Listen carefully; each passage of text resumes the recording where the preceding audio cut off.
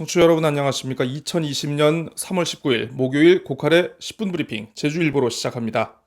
코로나19로 급물살을 타고 있는 재난기본소득 토끼사로 다루고 있습니다. 김태석 도의회 의장 등이 논의에 불을 당긴 가운데 원희룡도 지사의 반응이 주목됐는데요. 어제 원지사 코로나19 정례 브리핑 자리에서 재난기본소득의 도입 필요성을 인정했다고 합니다. 다만 근로소득을 정상적으로 지급받고 있는 대상을 배제하고 소득이 끊어진 대상에 집중해야 정책 목표를 달성할 수 있다라고 선별 지원 의지를 밝혔다고 하는데요. 문제는 제주도의 예산 재원이 사실상 바닥난 상황이라는 겁니다. 그래서 재난소득을 지급하려면 빚을 질 수밖에 없는 상황이라는 건데요. 정부가 오늘 청와대에서 비상경제회의에서 관련 내용을 논의한다고 하니까 결과를 지켜봐야 할 것 같습니다. 박스 기사 살펴봅니다. 마늘 농가들이 생산량의 대부분을 산지 폐기하고 있다는 목소리 전하고 있습니다. 공급 과잉으로 가격 폭락이 예상되기 때문이라는데요. 코로나19와 수입 김치의 여파로 외식 산업이 위축됐다고 하는군요. 생산 농가들이 기자회견을 열고 정부와의 대책과는 별개로 제주도 역시 수급 대책과 수매 계획을 마련해야 한다며 지난해 산 마늘의 전량 폐기를 요구했다고 합니다. 코로나19로 상당수 대학이 대면 강의 대신에 온라인 강의로 대체하고 있는데요. 학생들이 카페에서 강의를 듣고 있어서 소규모 강의실을 연상시키고 있다라는 그런 내용입니다. 일부 교수들이 온라인 강의에 미숙한 모습을 보이고 있어서 학생들의 불만도 제기되고 있다고 전하고 있습니다. 한라일보로 넘어갑니다. 총선 관련 준톱기사 올렸습니다. 민주당은 이미 지난 8일 선대위 출범식을 열고 세과시에 나섰죠. 미래통합당 제주도당도 어제 총선 예비 후보들이 참석한 가운데 운영위원회를 열고 선거대책위원회 구성을 논의했다고 하는군요. 오는 24일을 전후해서 제주 선대위를 출범할 계획이다라고 전하고 있습니다. 정의당의 고병수 예비후보 그리고 무소속 박희수 예비후보 역시 조만간 선대위 출범식을 진행할 예정이라고 하는군요. 이번 제주도의회 임시회에서는 코로나19 관련한 행정의 대책이 주요 관심사로 제기되고 있는데요. 교육위원회 역시 제주도 교육청을 상대로 개학 연기에 따른 교육 공백 대책을 따져 물었습니다.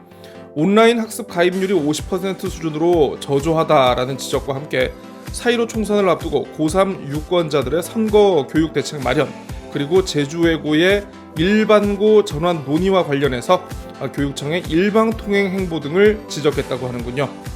서귀포시 성산읍 내수면 뚝방길에 설치된 목재 데크가 파손된 채 방치되고 있다라고 한라일보가 지난 1월 15일자 신문에 보도했다고 하는데 두 달이 지났는데도 보수하지 않고 여전히 방치하고 있다 지적하고 있습니다.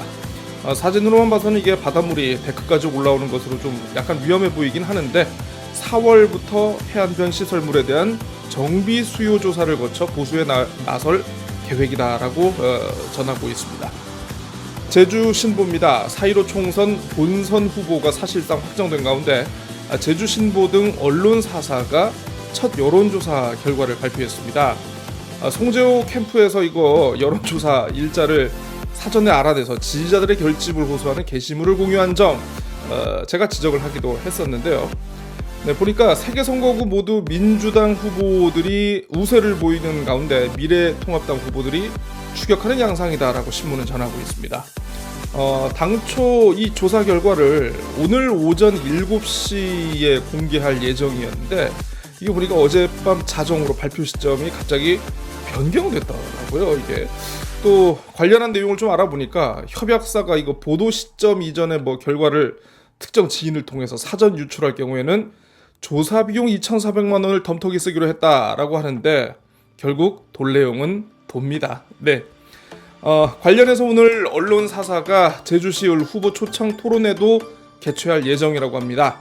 11시 5분 제주 MBC를 통해 방송이 될 예정인데요. JIBS도 오늘 오후 7시에 제주시 앞 후보 토론회를 개최할 예정이라고 합니다.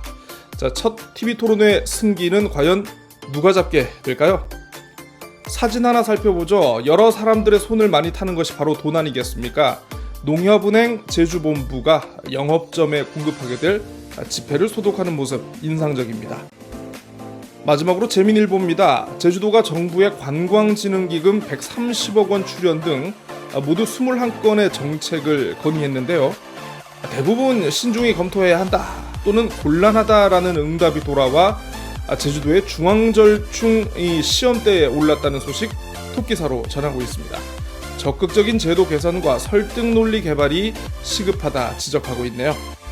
하단 기사 살펴봅니다. 정부의 추경안 통과에 따라 제주도가 취약계층 지원 예산 350억 원을 확보했다라고 합니다. 보조 결정이 이루어지는 대로 추경안 편성 과정을 거치지 않고 신속히 집행할 방침이라고 하는군요. 사고가 빈번한 공영버스 안전대책 지적하고 있습니다. 자료를 보니까 2017년 128건, 그리고 2008년 78건, 지난해 54건 등 최근 3년 동안 사고 건수가 260여 건에 달하고 있다라고 하는데요. 버스 한 대당 연간 사고 빈도가 1회 이상 발생하는 셈이다라고 전하고 있습니다. 제주도가 안전 기본 계획을 수립해서 운전원들의 근무 환경 개선에 나설 예정이다라고 소개하고 있습니다.